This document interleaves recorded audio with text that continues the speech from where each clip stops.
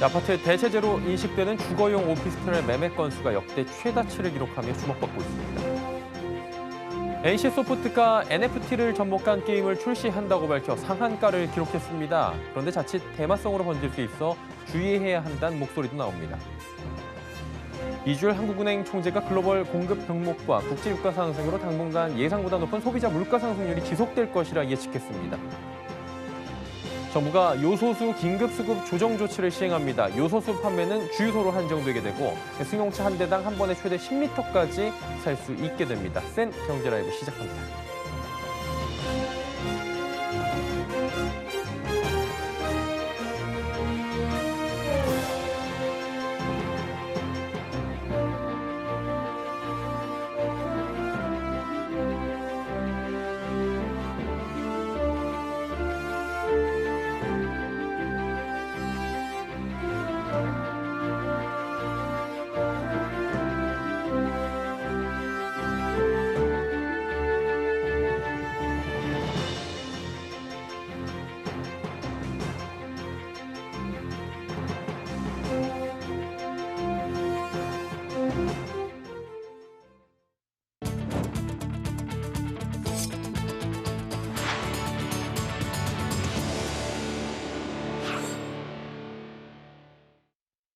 시청자 여러분 안녕하십니까? 센 경제라이브 서정덕입니다.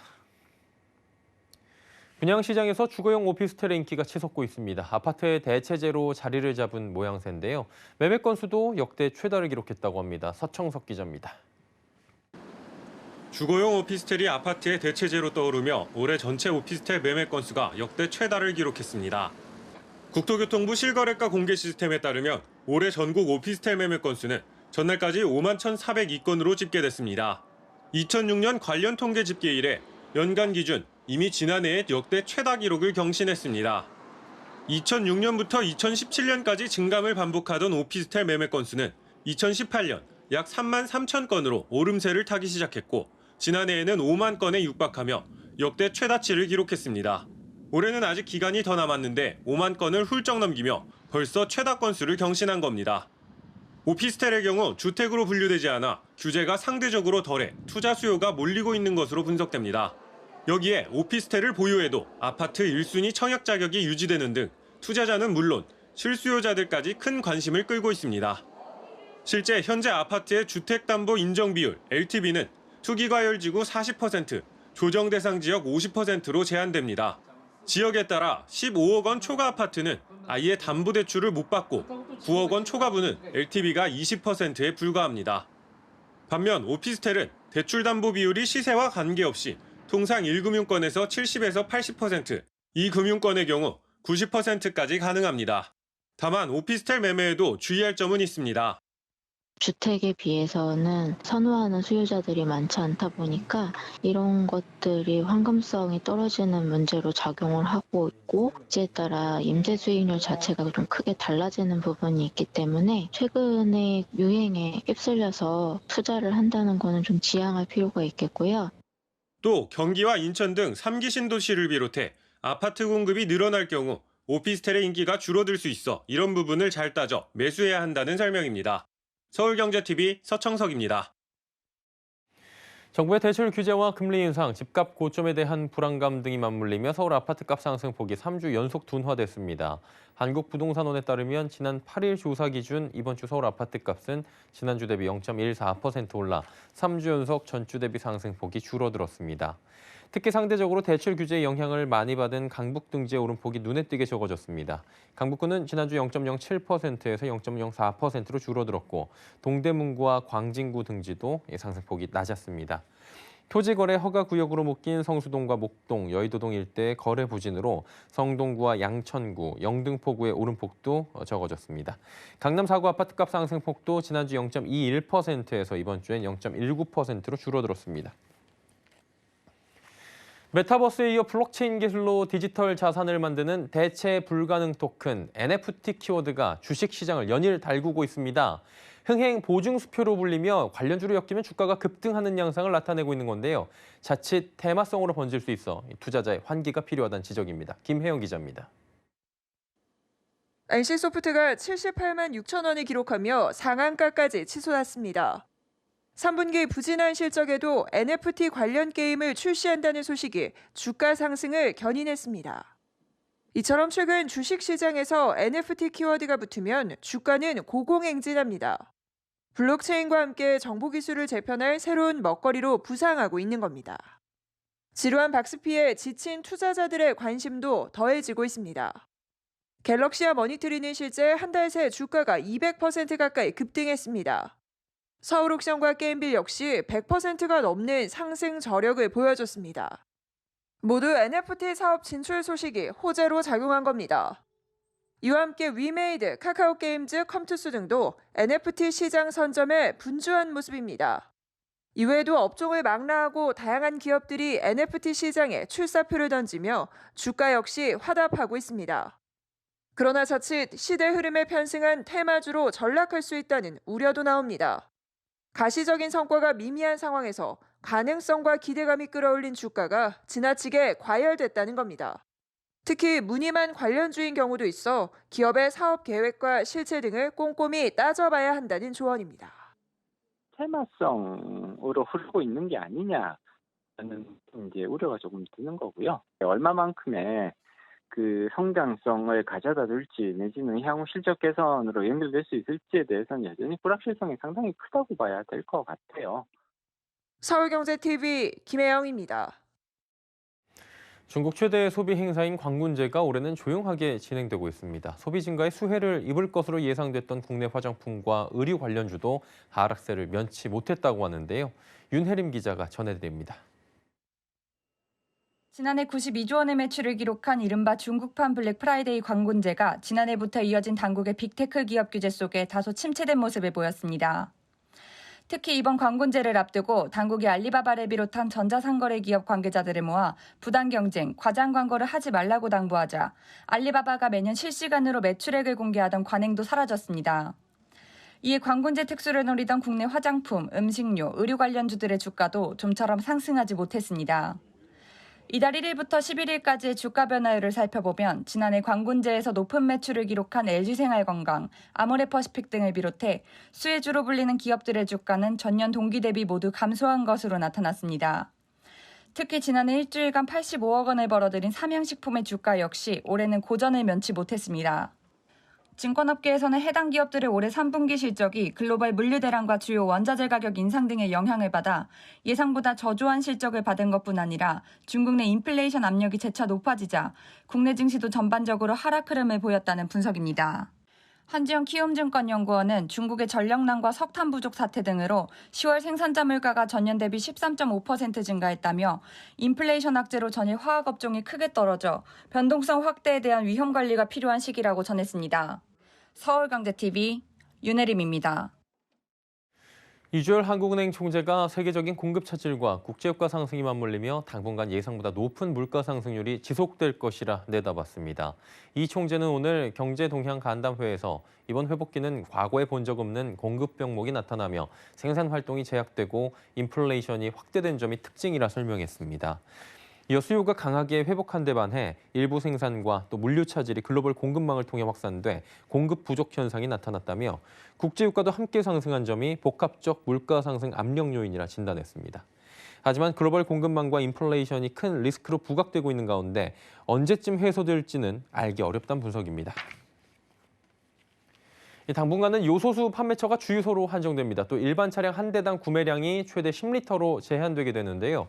김부겸 국무총리는 오늘 요소수 국내 수급을 안정적으로 관리하기 위해 요소와 또 요소수에 대한 긴급 수급 조정 조치를 시행한다고 밝혔습니다. 이번 조치는 연말까지 한시적으로 적용되는 것으로 사재기 현상을 방지하기 위해 우선적으로 차량용 요소수 판매업자가 납품할 수 있는 판매처는 주유소로 한정되고 판매되는 차량용 요소수의 구매량도 제한돼 승용차는 최대 10리터, 화물 승합차, 건설기계 등은 최대 30리터까지 구매가 가능합니다. 하지만 판매업자와 직접 공급 계약을 맺은 경우에는 제외됩니다. 아울러 요소와 요소수를 수입하고 생산, 판매하는 기업은 일일 실적을 다음 날 정오까지 당국에 신고해야 합니다. 국내 생산과 수요에 필요한 물량을 확보하기 위해 요소나 요소수의 수출 역시 금지됩니다.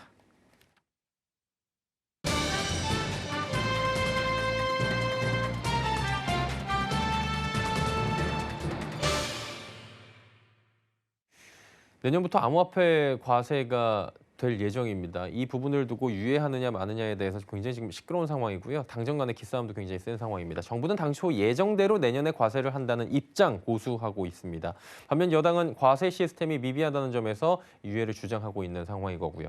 이게 왜 논란이 되고 있는 건지 김석원 한국블록체인협회 사무국장과 이야기 나눠보도록 하겠습니다. 국장님 나와 계십니까? 예, 안녕하세요. 예, 국장님 안녕하십니까? 한국블록체인협회 김석원입니다. 예, 오늘 좋은 말씀 부탁드리도록 하겠습니다. 암호화폐에 대해서 이제 과세를 한다고 하는데 이 부분에 대해서 조금 아직까지 생소한 분들이 계실 것 같습니다. 어떤 부분이 논란이 되고 있는 거고요. 구체적으로 어떻게 되는 건지, 어떻게 바뀌는 것인지 설명 먼저 부탁드리겠습니다. 네, 비트코인을 비롯해서 여러 코인과 토큰들이 거래가 되고 가치가 상승했고 거래량이 크게 증가한 것은 사실이지만 아직 이 가상자산에 대한 산업 분류나 정의가 제대로 되지 않은 상태였으므로 과세 대상이 아니었습니다. 하지만 어느덧 국내 가상자산 투자자가 800만 명을 넘었고 이들은 이 비트코인과 가상자산을 주식 투자 행위랑 유사하다고 인식하고 있습니다.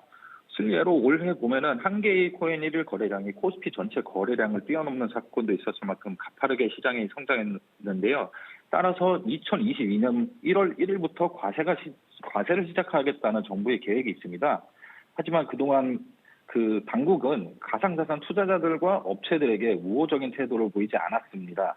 투자자를 보호하기보다는 보호할 필요가 없다는 입장을 보여왔기 때문에 소득 있는 곳에 세금 있다라는 논리에 투자자들의 불만이 커지고 있습니다. 한마디로 지금까지는 세금 안 내던 곳인데 이제 세금을 내라라고 당국에서 그리고 내년 1월 1일부터 지금 과세하겠다, 세금을 걷겠다라고 얘기하는 거잖아요. 어쨌든 간에 이제 이렇게 되면 거래소들은 과세 시스템을 연말까지 구축해야 될 것 같은데 지금 암호화폐 거래소들은 상황이 어떻습니까? 예, 맞습니다. 가상자산 거래소에 가입된 사용자들로부터 과세를 하려면 거래소의 과세 인프라 시스템이 구축돼야 됩니다. 이 인프라를 구축하기 전에는 거래소들이 금융위원회로부터 인가를 받아야 개인정보를 수집할 수 있게 되는데 그 시점부터 원천징수 목적으로 사용자들을 거주자와 비거주자로 구분할 수 있습니다. 하지만 아직까지 이 인가를 받은 곳은 딱 2개의 거래소밖에 없습니다. 나머지 30곳이 넘는 거래소들은 아직 인가 보류 중이므로 개인정보 수집을 할 수 없습니다. 이게 지난 6개월 동안 신고 수리를 위해서 거래소들이 ISMS 인증을 받고 은행의 실사를 받고 은행의 실명계좌 사용을 수락받기 위해서 열심히 노력했는데 이 은행 실명계좌를 허용받지 못하면 원화마켓이 아닌 코인 대 코인으로만 거래가 가능한 코인마켓밖에 운영할 수 없습니다. 근데 거래량 차이에서는 원화마켓이 압도적으로 높아서 예상 수익이 대폭 줄어들 수밖에 없는 상태에서 과세 이슈가 먼저 나오다 보니 소비자 보호와 산업 육성을 위해서 과세보다 지능법이 먼저 나왔어야 하는 것이 아니냐는 불만이 있습니다. 예, 근데 지금 보면은 이제 정부 측이죠. 홍남기 부총리는 어제도 과세 유예는 정책 일관성이 훼손되는 것이라고 밝히면서 내년부터 강행할 것을 강조를 했는데 또 여당에서는 안 된다라고 얘기하고 있거든요. 이재명 대통령 후보도 오늘 다시 한번 조금 전에도 강조하는 모습을 저희가 보고 들어왔는데 국장님은 이 부분 어떻게 보세요? 네, 여당과 야당이 모처럼 합의를 이룬 듯이 큰 목소리를 내고 있는데요. 모두 과세 유예를 당론으로 정한 것으로 파악되고 있습니다.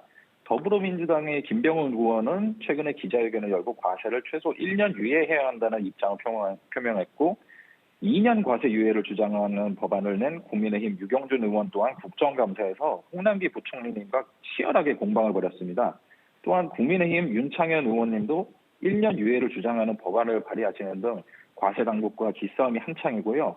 아까 말씀하신 듯이 더불어민주당 이재명 대선 후보도 가상자산 과세 유예와 투자자 보호 관련 공약을 발표했습니다. 또 저희 한국블록체인협회도 오늘 여야 의원님들과 업계 전문가들 모시고 세미나를 개최했는데요. 과세 유예에 대한 강력한 요구가 있었습니다. 예, 좀 지켜봐야 될 것 같은 게 아직까지는 정부 쪽에서는 좀 강경하단 말이죠. 이제 다른 나라 좀 여쭤보겠습니다. 암호화폐 과세 시행전이잖아요, 우리나라는. 다른 나라들은 그러면 어떻게 하고 있습니까? 네, 해외에서도 가상자산에 과세를 하는 일부 국가들이 있습니다. 미국, 영국, 호주, 프랑스, 독일의 경우 양도소득세를 적용하고 있는데 가상자산의 정의는 무형자산, 재산, 증권 다 제각각입니다.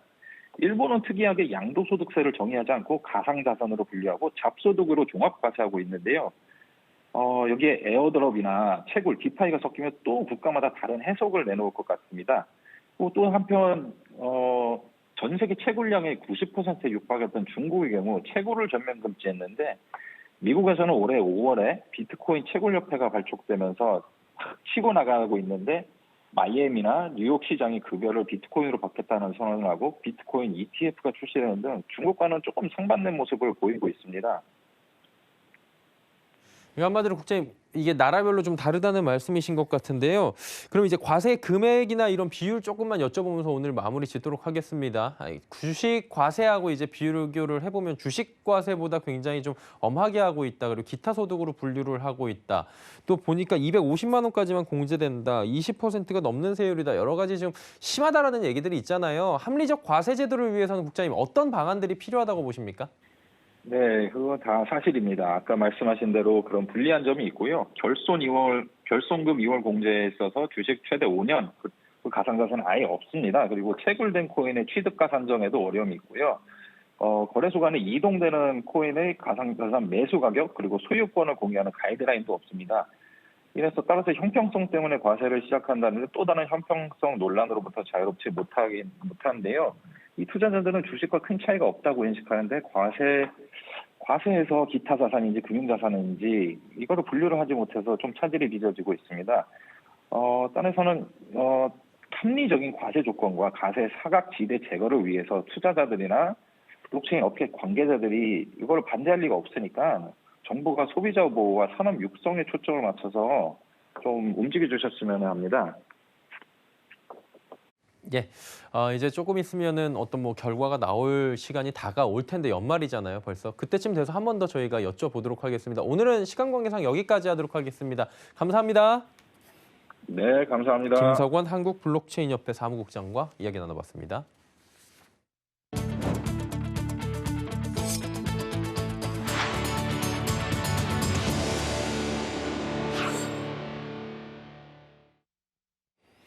기아가 오는 2045년도까지 탄소 중립을 실현하겠다고 선언했습니다. 지속 가능한 모빌리티 솔루션을 통해 고객, 공동체, 또 글로벌 사회 발전에 기여하겠다는 방침인데요. 장민선 기자입니다. 전기자동차 전용 플랫폼인 eGMP를 적용한 기아의 콘셉트카 EV9. 더 기아 콘셉트 EV9은 자연으로부터 영감을 얻은 디자인과 바다 폐기물을 업사이클링한 소재가 적용됐습니다. 기아는 오늘 기아 서스테이너빌리티 무브먼트 온라인 행사를 열고 지속가능한 모빌리티 솔루션 프로바이더 비전과 EV9 프리뷰 이미지를 공개했습니다. 먼저 기아는 2045년까지 탄소 배출량을 2019년 수준 대비 97%까지 감축하고 적극적인 상세 방안을 모색해 자동차의 사용 단계는 물론 공급, 생산, 물류, 폐기 등 가치 사슬 전 단계에 걸쳐 순 배출량을 제로화한다는 방침입니다. 구체적으로 2035년 유럽 시장을 시작으로 2040년 주요 시장에서도 판매하는 모든 차량을 전동화 차량으로만 구성해 차량 운행 시 발생하는 탄소 배출을 없앤다는 계획입니다. In line with our vision of becoming sustainable mobility solutions provider, we commit to achieve carbon neutrality by 2045. And all the products we create will be engineered to diminish harmful impact on the environment. 또 기아는 2040년까지 전 세계 사업장 전력 수요 전량을 재생에너지로 전환하는 RE100을 달성하기로 했습니다. 2045년까지 생산 현장과 사무시설에서 발생하는 탄소 배출량을 제로로 만들기 위한 일환입니다. 구체적으로 해외 사업장에서 2030년까지, 국내 사업장에서 2040년까지 에너지 전환을 완료할 계획입니다. 이 밖에도 해양 생태계 조성 보건 사업인 블루카본 프로젝트를 추진합니다. 이를 통해 지속 가능한 지구를 만드는 데 기여한다는 계획입니다. 앞서 지난 9월 현대차는 2045년까지 탄소 중립을 실현하겠다고 선언한 바 있습니다. 기아도 탄소 중립 실현에 동참하면서 자동차 업계의 탈탄소화 움직임이 거세지고 있습니다. 서울경제TV 장민선입니다. 제네시스가 현지 시간으로 10일 첫 브랜드 복합 문화 공간인 제네시스 하우스 뉴욕을 공개했습니다. 제네시스 하우스는 차량 전시와 더불어 레스토랑, 라이브러리, 공연장, 테라스 가든 등을 포함한 복합 브랜드 거점으로 바쁜 일상의 휴식과 예술적인 영감을 충전하는 도심 속의 문화의 오아시스를 지향합니다.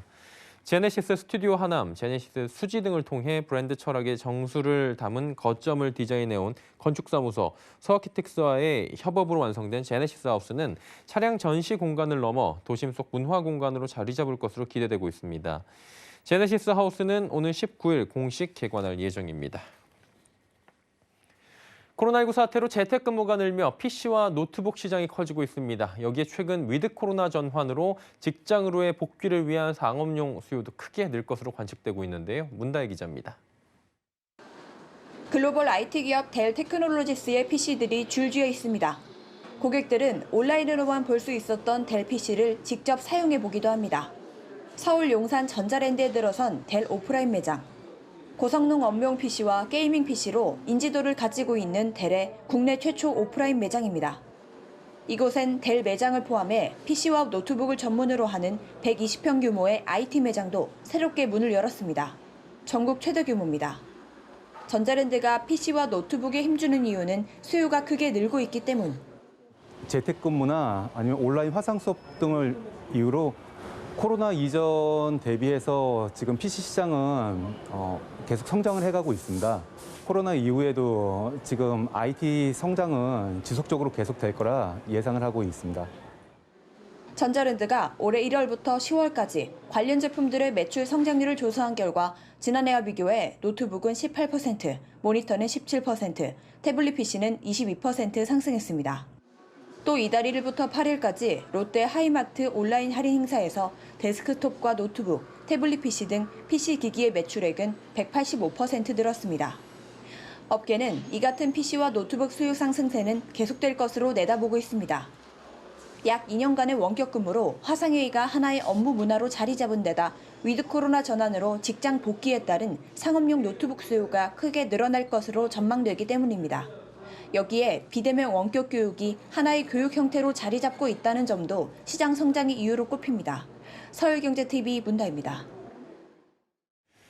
신세계그룹의 이마트가 이베이코리아 인수를 마쳤습니다. 이마트는 오늘 이베이코리아 지분 인수를 위한 이사회 승인을 받았다고 공시했습니다. 공시에 따르면 이마트는 이베이코리아의 모 회사인 아폴로코리아 유한회사 지분 80.01%를 취득하게 됐습니다. 취득가액은 3조 5,591억 원으로 지분 취득을 위한 인수가액 지급 재원은 주주 배정 증자를 통해 마련할 계획입니다. 이로써 이베이코리아는 오는 15일부터 이마트의 종속회사로 편입됩니다. 오늘 오전 10시 23분께 서울 구로구와 영등포구 일대 KT 무선 서비스 장애가 발생한 뒤 약 3시간 만에 복구됐습니다. KT는 서울시가 월드컵 대교 남단에서 나무 심기 작업을 하던 중 사고로 광 케이블을 절단하며 통신 장애가 발생했다고 밝혔습니다. 이로 인해 영등포 또 구로 지역 105곳의 기지국이 영향을 받았고 오후 1시 50분쯤 복구가 완료됐습니다. 앞서 과학기술정보통신부는 이번 사고를 파악한 뒤 정보통신사고 위기경보 주의를 발령하기도 했습니다. 센 경제라이브 마칩니다. 함께해 주신 여러분 고맙습니다.